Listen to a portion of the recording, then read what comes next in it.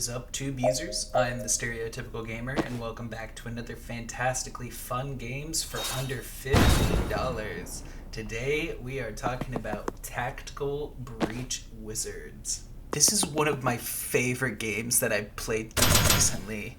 The gameplay was really exciting, trying to figure out the different strategies to beat each level, but I think what makes this game stand out more than anything was the writing and the storyline in this game.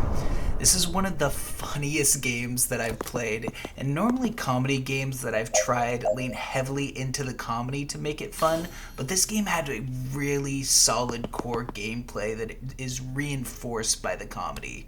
The characters all felt unique, and the development of the characters throughout the story was really fun and engaging.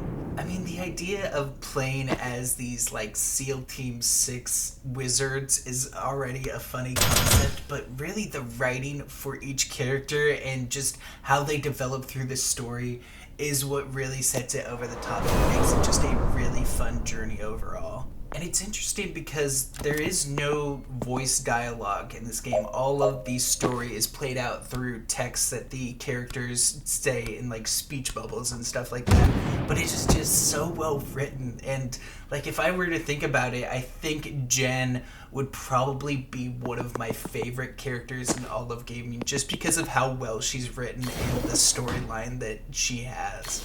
And I really love how the gameplay improves with the character developments in the story. You'll have these missions where you go into one of the characters' dreams and they're having an existential crisis, and you go through and complete the level, and by the end you get this new ability that kind of tracks with what you've been doing through the level. And it's just really fun, and how it plays into the story of getting these new abilities and stuff like that. It all just works really well. And the final level in this game, when you go and defeat the big boss of the whole story, is one of the best last levels in gaming, I think, because of just how you have to use kind of everything in every character's toolkit to try and bring them down, and the creative ways that you have to do that is just so well done and so much fun. I really enjoyed the final level in this game. And this is the game that taught me that the act of throwing someone out a window is a word in the English dictionary, and defenestration has become one of my favorite words of all time.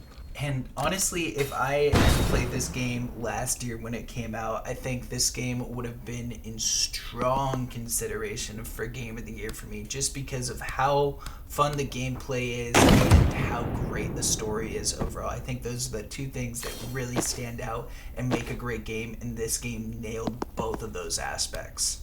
But enough glorifying this game, let's go over some of the bad aspects of Tactical Breach Wizards.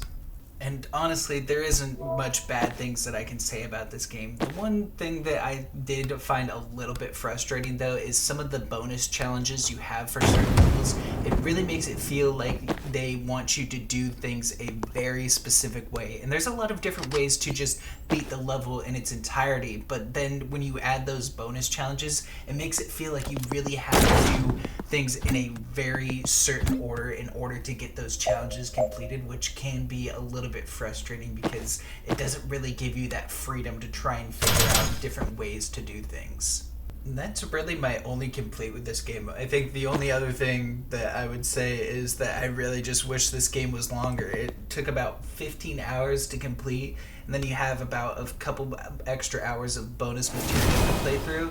And so and it was just really fun overall, and just the story and the characters and stuff were just really fun to engage with, and I just wish there was more of it.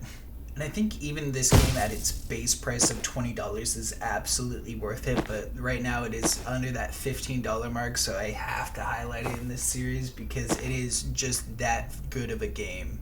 And even if this doesn't convince you to get the game, they do have a demo that plays through the prologue, so you can try it out for yourself and see how great of a game this really is. And yeah, overall, this was one of my favorite games that I had played through recently. The gameplay was fun and engaging, but what makes this game stand out to me is the comedy. There isn't many games out there that I would consider to be both funny and fun at the same time. Usually it's a one or the other, but this game absolutely nailed both. But also, they had times of really great character development and took things seriously, and it just made it overall such a satisfying story to go through and see the development of these characters play out in the game. And then just to have such a satisfying conclusion with one of the best boss fights that I've played through in a game just made it that much more enjoyable, and I just really cannot recommend this game enough. And yeah, there's not a whole lot more that I have to say about this game. I have a full playlist that you can check out of the entire gameplay if you want to see more of it. But other than that, I hope you guys enjoyed the video.